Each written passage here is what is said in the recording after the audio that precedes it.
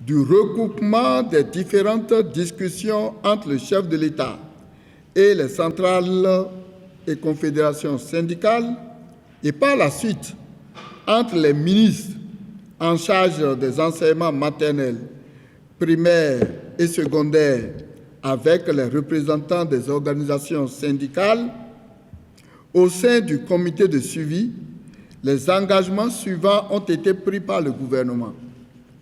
1. Au terme du processus de l'évaluation, aucun enseignant ne sera victime de la perte de son emploi. 2. Le gouvernement ne résiliera aucun contrat ni avant l'évaluation, ni pendant l'évaluation, ni après l'évaluation, à moins que l'enseignant choisisse de son propre chef de démissionner. 3.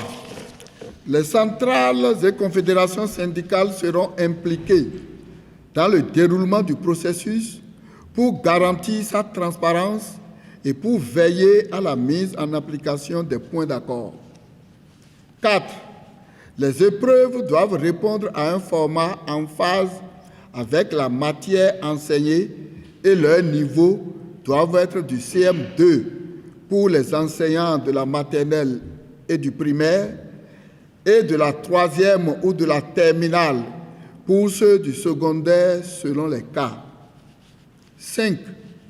La moyenne retenue pour l'admission de cette évaluation, qui n'est pas un concours, est de 10 sur 20. 6. À l'issue de l'évaluation, petit a, les enseignants qui obtiendront une note supérieure ou égale à 10 seront déclarés admis et vont acquérir le statut du fonctionnaire de l'État. Petit b, les enseignants qui seront en dessous du seuil mentionné supra subiront une formation modulaire, et ce, en continuant par exercer leurs activités professionnelles, tout en conservant leur salaire jusqu'à une seconde évaluation. Petit c, au terme de la seconde évaluation, les admis signeront un contrat avec l'État, tandis que le dernier groupe sera reconverti dans d'autres activités au sein de l'administration publique.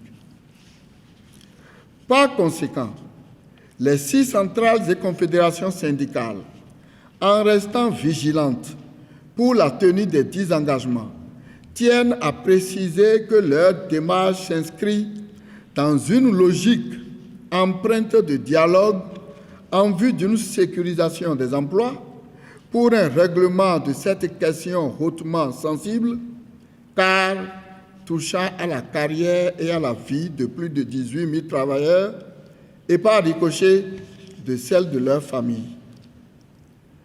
Elle demande au gouvernement de veiller, avant la fin du processus, à la prise de toutes mesures administratives et réglementaires nécessaires au respect strict des engagements pris.